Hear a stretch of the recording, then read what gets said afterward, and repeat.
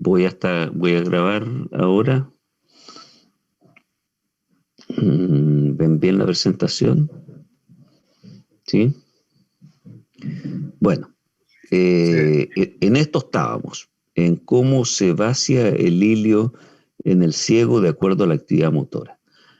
No sé si le puse suficiente énfasis recién, perdón, en la sesión anterior, pero aquí el volumen del contenido intestinal que llega al ilion terminal es muy bajo respecto del contenido que entró al duodeno inicialmente. Dijimos que en una comida cualquiera, en un almuerzo, son alrededor de 750 mililitros que entran, más la secreción salival, unos 400, 500 mililitros, más la secreción gástrica, fácilmente 1 litro. Y entonces todo ese volumen pasa al duodeno, y en el duodeno y en el yeyuno, eh, que es el más largo, se producen eh, procesos de reabsorción muy importantes, dentro de los cuales están toda la reabsorción de nutrientes y toda la reabsorción de agua y electrolitos. Todo ello se hace en un medio, desde el punto de vista electroquímico, neutro, y desde el punto de vista de osmolaridad, isosmolar con respecto al plasma. Por lo tanto, hay movimiento de agua para compensar la osmolaridad en ambas direcciones. Si ustedes absorben sustancias hacia el intestino, como lo vamos a ver más adelante, eh, aumenta la osmolaridad en la pared intestinal y disminuye en el lumen del intestino, y por lo tanto hay movimiento de agua que sigue a esa concentración de sustancias que se mueve. Bueno, cuento corto, al ilion después de una comida llegan alrededor de 150 a 250 mililitros. El dato que tenemos es de aproximadamente 750 mililitros en 24 horas. Y esta actividad de vaciamiento desde el ilion terminal hacia el ciego se realiza a través del reflejo, en parte por varios reflejos. Uno, el reflejo gastroilial, en que el estímulo para el vaciamiento gástrico aumenta la actividad motora del ilion, y además la gastrina disminuye, que tiene un efecto sobre musculatura lisa intestinal, disminuye el tono de la válvula iliocecal. Como se produce eh, un, un aumento de la actividad motora del ilion, aumenta la presión del contenido aquí en el ilion. Y si mezclamos el hecho de que aumenta la presión por efecto del aumento de la actividad motora y una disminución del tono de la válvula, uno entiende que pasa activamente aquí, se vacía el ilion terminal en el ciego. Ahora, este ciego tiene una cierta capacidad receptiva. Como les insisto, el volumen de contenido es bastante bajo, tiene un aumento de la capacidad receptiva, y se produce, digamos, después que se produce el vaciamiento, un reflejo iliocecal. El primero es un reflejo que va en esta dirección, y el segundo es un reflejo producido por la distensión del ciego, que actúa sobre la válvula iliocecal. Entonces, aumenta la presión del ilion, disminuye el tono, y si aumenta la presión del ciego, aquí aumenta el tono de la válvula iliocecal, y por lo tanto detiene el vaciamiento e impide la retro, que tenga un flujo retrógrado el contenido de aquí hacia acá. Por lo tanto, el contenido llegó al ciego y se quedó en el ciego gracias a estos fenómenos de aumento del tono de la válvula iliocecal. ¿Ya? Enseguida teníamos los movimientos que se producen en el colon. Aquí están la distribución dispareja de las fibras circulares y longitudinales. Están las austras aquí. Estos como abollonamientos corresponden a las astras, que son distribución dispareja de las fibras circulares, y tenemos las fimbrias, que son las que recorren principalmente las fibras longitudinales. Ahora, el movimiento peristáltico se inicia aquí y es un movimiento peristáltico igual que en el resto del intestino, ascendente.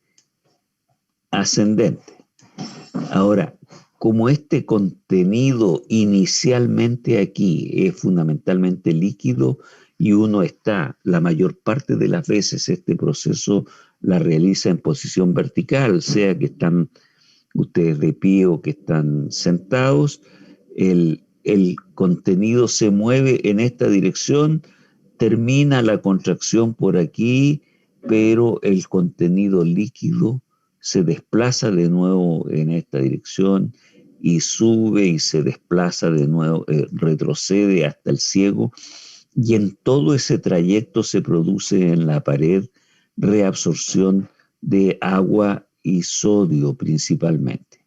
Les dije yo que estos movimientos segmentarios favorecen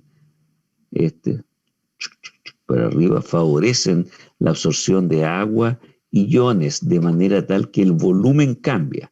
Si el volumen cambia, cambia porque se reabsorbe agua y iones, prácticamente nada más. En realidad se reabsorben algunas vitaminas, pero lo importante es que se absorbe una gran cantidad de agua y iones, y entonces el volumen del contenido cambia de alrededor de 750 a 150, 200 mililitros por día, no por periodo de alimentación, sino que por día. Y como lo que se le extrae es fundamentalmente agua y iones, el contenido del colon ascendente se hace más sólido. En realidad, no sólido, sino que se hace viscoso, que tiene una mayor densidad. Y entonces se desplaza cuando tiene una mayor densidad, cuando vamos, por ejemplo, se le ha sacado la mitad del agua, de 350 mililitros de agua, el contenido es más viscoso y se desplaza con facilidad hacia esta zona que es el ángulo hepático del colon y pasa para acá. Cuando pasa ese contenido para acá, ya no vuelve hacia atrás habitualmente, ¿ya? Y entonces el contenido aumenta la actividad motora del colon transverso, generándose lo que se llaman las austraciones, que son la contractura de la musculatura circular, aquí fundamentalmente en estos abollonamientos, que son las austras, aquí están, ¿ya? Y se desplaza el contenido en esta dirección, se conocen como movimientos pendulares del colon transverso. Estos movimientos pendulares del colon transverso, su objetivo es fundamentalmente absorber agua y iones. De nuevo, se sigue absorbiendo agua y iones, por lo tanto, el contenido dentro del colon transverso va a aumentar más su viscosidad, se hace espeso, ¿ya? Un contenido espeso que tiene sólidos que son remanentes del proceso digestivo y tiene algo de agua. En realidad es fácilmente un 80% de agua. Antes era muchísima agua. ¿ya? Aquí se produce entonces el movimiento pendular. Ahora, como se produce este movimiento pendular, digamos, todos los segmentos van con una suerte de relajación receptiva, se produce o se inicia la actividad motora del colon sigmoide recto. ¿Se acuerdan que les dije que los movimientos tipo 2 eran las austraciones estas que generaban un movimiento progresivo del contenido del ciego hacia acá? Pues bien, aquí se genera otro tipo de movimiento, que es el movimiento tipo 4, que se conoce como movimientos propulsivos de masa o tipo 4. Este fenómeno de movimiento propulsivo de masa se inicia aproximadamente por aquí, en el tercio del lado hepático del colon, y consiste en una contracción. A diferencia de estas austraciones que se generan aquí o de los movimientos pendulares, no son lo mismo, se genera una intensa contracción y es progresiva, que avanza desde el colon transverso, avanza en esta dirección como está esquematizado aquí, ¿ya? Avanza en esta dirección. Es un solo movimiento que se inicia aquí, que es intenso, es duradero. La zona contraída del colon se mantiene contraída intensamente algunos minutos, un par de minutos por lo menos, y la contracción va siendo desplazada en un movimiento propulsivo extenso que parte por aquí y arrastra, perdón, no arrastra, empuja todo contenido que esté aquí, aquí, aquí, aquí y acá. Les insisto, es un movimiento intenso, progresivo. Este movimiento propulsivo de masas se produce o se desencadena alrededor de 3 o 4 veces por día. Supongamos que es 3 veces por día, significa que uno de esos movimientos lo más probable es que los pille durmiendo. Y entonces ustedes no van a tener la percepción consciente. ¿Concepción consciente de qué? Percepción consciente de la llegada del contenido fecal, después de toda esta contracción aquí, la llegada del contenido fecal a la ampolla rectal. Porque la dilatación de la ampolla rectal, si bien es cierto, genera cierta relajación receptiva en la propia ampolla, genera al mismo tiempo un aumento de la actividad en la ampolla rectal, y hacia adelante, como ocurre en la ley del intestino, hacia adelante se produce la relajación receptiva de las fibras, que en este caso compromete a la fibra de la musculatura lisa del esfínter externo anal, interno anal. ¿Ya? Entonces, este movimiento propulsivo distiende aquí.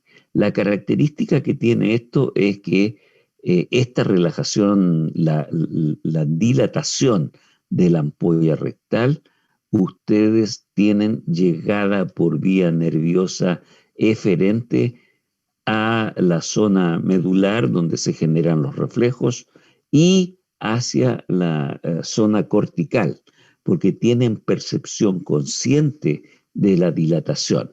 Y esa percepción consciente de la dilatación de la ampolla rectal, ustedes lo perciben o lo interpretan como un deseo de defecar, ¿ya? Esta relajación induce en ustedes conscientemente el deseo de defecar. Repito, ocurre este fenómeno 3 o 4 veces en el día. Es probable que, digamos, se genera el deseo de defecar y se genera al mismo tiempo el reflejo de la defecación con la distensión rectal. Se inicia el reflejo de la defecación dando origen a lo que se llama el reflejo intrínseco de la defecación. Este reflejo intrínseco de la defecación, repito, genera distensión de la pared rectal, significa relajación del esfínter anal interno, y como se genera una llegada consciente de este reflejo al sistema nervioso central, ustedes definen si van a aceptar el reflejo de la defecación o no. Y entonces existe en este reflejo intrínseco un control voluntario del reflejo. Si ustedes la mayor parte de las veces rechazan ese reflejo, si ustedes, porque se produce 3 o 4 veces en el día y ustedes normalmente no defecan 3 o 4 veces en el día, es excepcional, ¿ya? Entonces ustedes se producen el control voluntario del reflejo y lo rechazan. ¿Y en qué consiste el reflejo rechazado? Obviamente las razones son habitualmente por un control social. Si ustedes están haciendo una cosa, por ejemplo, cuando estaban en clase y tenían el reflejo en clase, era difícil que ustedes, a menos que el reflejo sea muy intenso, que ustedes interrumpan una actividad de tipo comunitario o social para ir a defecar. Entonces rechazan el reflejo. ¿Y cómo se rechaza el reflejo? Aumentando la contracción del esfínter anal externo. Y entonces se cierra el esfínter anal externo. Este reflejo permanece activo varios minutos, pero en general son 3 a 5 minutos que permanece activo el reflejo, mandándole señales al sistema nervioso central para decirle que la ampolla rectal está llena y que hay que vaciarla. Si ustedes después de ese periodo rechazan el reflejo, se produce un aumento del tono en la válvula, en el recto, aumento del tono, y se provoca un retroceso del contenido fecal de la ampolla rectal hacia la zona del sigmoide y del colon descendente, ¿ya? Y entonces, mientras permanece en esta zona, después de haber sido rechazada la defecación, ustedes tienen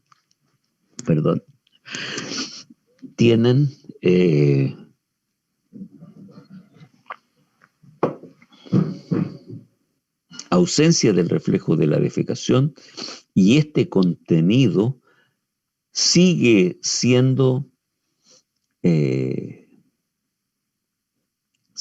objeto de salida de agua, porque la pared aquí del colon, toda la pared del colon, aquí o acá, absorbe sodio y agua activamente. Les dije yo que también responde a aldosterona. Mientras más aldosterona hay, mayor es la absorción de agua que tiene la pared del colon. Pero el hecho concreto es que al salir el contenido de acá, porque aumentó la contracción de la musculatura lisa aquí y desplazó el contenido hacia acá, desaparece el reflejo de la defecación. Y ese reflejo va a activarse en 6 a 8 horas más tarde, cuando de nuevo se active un movimiento propulsivo de masa y desplace un cierto contenido desde aquí hacia acá, y además empuja el contenido fecal que está por acá.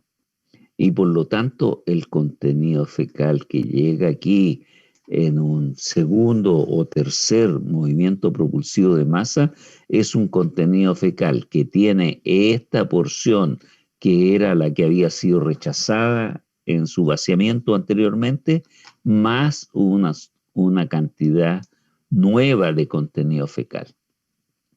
Si ustedes han puesto atención, y por favor díganme si es así o no, al contenido fecal que ustedes vacian cuando defecan, la mayor parte de las veces el contenido fecal que defecan inicialmente, es decir, la primera parte del contenido fecal tiene mayor consistencia que la parte final de la defecación.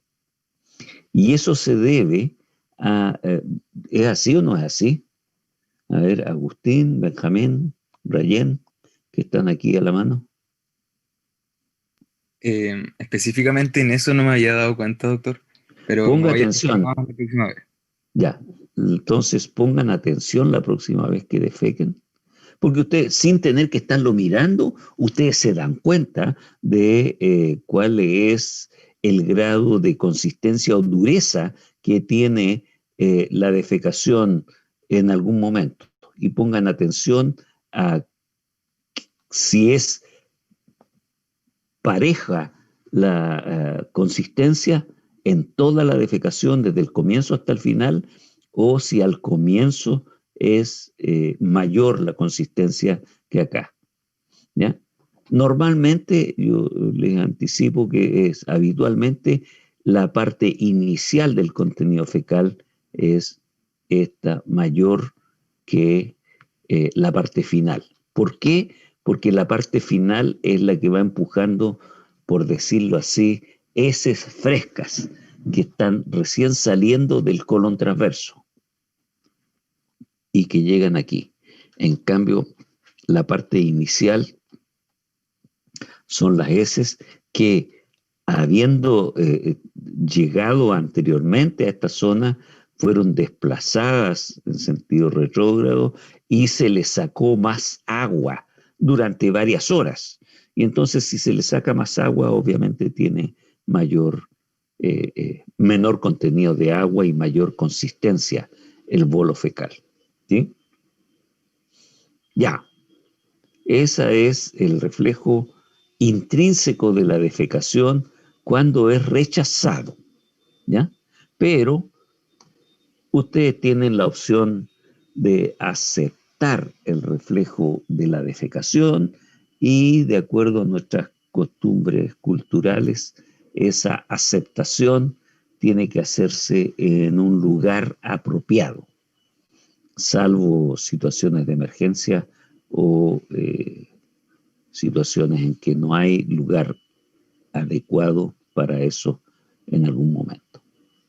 Por lo tanto, cuando se produce el reflejo intrínseco de la defecación generado por distensión de la ampolla rectal y percepción de esta dilatación por los nervios pélvicos esplácnicos, ¿se acuerdan de los nervios pélvicos que salían del parasimpático terminal por aquí, que inervaban al intestino por esta parte? La activación parasimpática aumenta la contracción de la musculatura aquí de la pared y se produce relajación del esfínter externo. Cuando este fenómeno ocurre, dijimos, se produce el, el se activa el reflejo de la defecación hacia arriba y ustedes, la señal, digamos, que va por los nervios pélvicos, y ustedes activan la respuesta conscientemente, ustedes buscan o provocan la situación de vaciamiento que habitualmente en un espacio privado, especial dentro de la casa, que es muy importante mantenerlo apropiadamente provisto. Entonces, la persona inicia el reflejo y accede al lugar, en este caso, de un baño. ¿En qué consiste esa parte del inicio del reflejo? El parasimpático disminuye el tono de la musculatura del esfínter anal interno, y el simpático aumenta el tono. Cuando ustedes tienen una estimulación simpática muy importante o están en una situación de mucha tensión, ustedes tienen un aumento del tono del esfínter anal interno. Y eso significa que el esfínter se contrae intensamente. Y esa contracción hace que, dificulta el vaciamiento de la ampolla rectal. Ahora, la contracción o relajación del esfínter anal externo es voluntaria, ¿sí? ¿Han oído ustedes así? Voy a decir alguna grosería, no sé, para algunos, que pueden ser, que tenía tanto miedo que no le entraba ni un alfiler, ¿sí? Cuando a lo que se refieren es que una persona estaba expuesta a una estimulación simpática muy importante y el no cabía ni un alfiler era que no cabía ni un alfiler por el orificio anal, no por cualquier lado, por el orificio anal. Y eso se debe al efecto normal de la influencia del sistema nervioso autónomo sobre la contracción del esfínter anal interno. Entonces, en condiciones normales, ustedes tienen un aumento de la actividad muscular aquí y disminución del tono acá, y el simpático tiende a aumentar el tono, pero en condiciones normales hay una disminución del tono y relajación del esfínter anal externo. Ahora, esta distensión que genera un reflejo parasimpático intenso que se va acentuando en el tiempo, en los pocos minutos. Por favor, la próxima vez, les insisto, la próxima vez que sientan el deseo de defecar, pongan atención a lo que están sintiendo y lo que les está pasando. Defequen igual que siempre, digamos, pero tengan percepción consciente de lo que está ocurriendo, porque se va a producir un reflejo parasimpático intenso que incluye contracción de la pared y relajación del esfínter anal interno. Y cuando ustedes consideren que están en lugar y momento apropiado, van a tener una relajación del esfínter anal externo, ¿ya? Entonces, cuando ustedes están dispuestos para aceptar el reflejo de la defecación, se produce una intensificación del reflejo intrínseco de la defecación con una estimulación parasimpática. Y entonces la onda refleja inhibe el esfínter anal interno, ya lo dijimos, con relajación ahora, en este momento, con relajación voluntaria del esfínter anal externo. Y esos dos fenómenos, la relajación del anal interno, la relajación del anal externo, más el aumento de presión que se generó en la pared de la zona sigmoide rectoidea aquí, del recto aquí, de la ampolla rectal, aumenta la presión de la ampolla sobre el contenido fecal, disminuye la presión que se genera, la obstrucción que se genera por la relajación de los esfínteres ahora que se relajaron, y permiten la expulsión del contenido fecal. Ahora, como el contenido fecal tiene una consistencia mayor, se agrega a este reflejo intrínseco de la defecación. Aquí, por favor, echen una mirada a esto. Después, se agrega a ese reflejo intrínseco de la defecación lo que se conoce como el reflejo extrínseco de la defecación. Y ese reflejo extrínseco consiste en la acción de los músculos, la activación de los músculos elevadores, elevador del ano, el nervio pudendo, ¿ya? Y activación del nervio ciático y de los músculos torácicos, que provoca una relajación del piso pelviano. Y esta relajación del piso pelviano es fundamental porque el músculo pubio-rectal, que se conoce como el elevador del ano, al relajarse permite que en condición de defecación la posición adquiera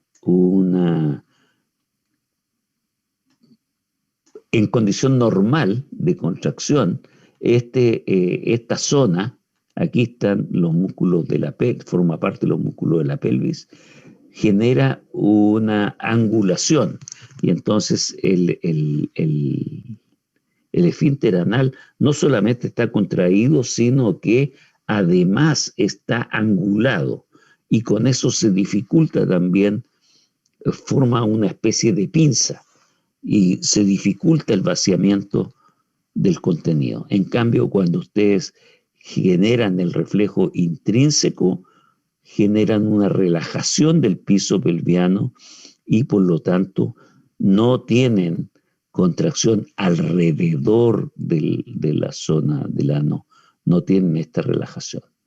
Esta relajación del piso pelviano va asociado a un aumento de la presión intraabdominal.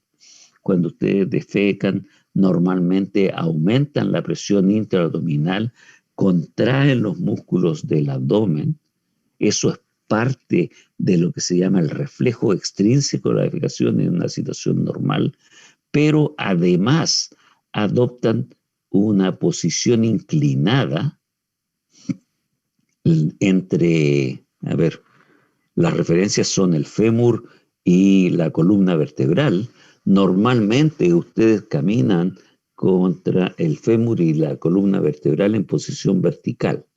Y cuando defecan, normalmente está la posición del fémur en esta posición y la columna en esta otra posición. Y entonces, cuando ustedes defecan, normalmente nadie defeca así, por decirlo, lo puse acá, pero digamos, nadie defeca muy recto y con las piernas cerradas. Normalmente, y esto es parte del reflejo extrínseco de la defecación, junto con la relajación del piso pelviano, ustedes adoptan una posición inclinada de manera tal que entre el fémur y el ángulo recto se produzca una inclinación, un ángulo agudo, no esa posición, sino que un ángulo agudo, y además se asocia a la separación de las piernas. Ambas cambios de posición que forman parte del reflejo extrínseco están destinados a relajar el piso pelviano y facilitar el descenso. Aquí está la situación correcta. Esto es lo que ocurre cuando ustedes están sentados. Supongamos que ahora están sentados, están con la columna vertical y el fémur horizontal aquí. Están en esta posición en un ángulo de 90 grados, pero esa no es la posición apropiada para la defecación, porque la defecación, ustedes aprenden desde chiquitito, que es más fácil si el ángulo entre la columna vertebral y el fémur es un ángulo agudo.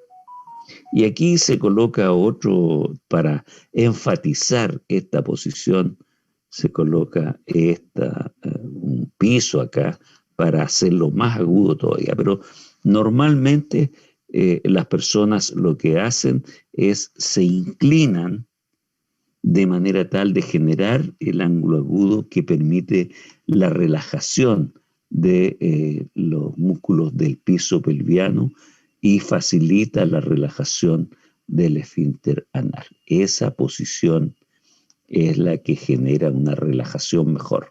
Esta no la genera. Y esto asociado a piernas abiertas, obviamente. Las piernas cerradas dificultan el vaciamiento, eh, dificultan la elongación de los músculos del piso pelviano. Entonces, además de estos cambios de posición, se produce un aumento de la presión intraabdominal, contracción de la musculatura y expiración forzada a glotis cerrada, lo que, digamos, en el reflejo intrínseco más el reflejo extrínseco y todas las maniobras que hemos comentado facilitan la expulsión del contenido fecal. En algunas ocasiones, cuando está muy solidificado, porque se le ha extraído mucha agua al contenido fecal, hay alguna dificultad para su vaciamiento apropiado, pero con paciencia todo se logra. ¿Sí? Estas son unas bonitas flores que estaban en mi casa, pero además tienen una característica, tienen un olor muy fragante, que yo lo consideré, a pesar de que ustedes no lo pueden percibir, lo consideré apropiado para esta parte de la clase.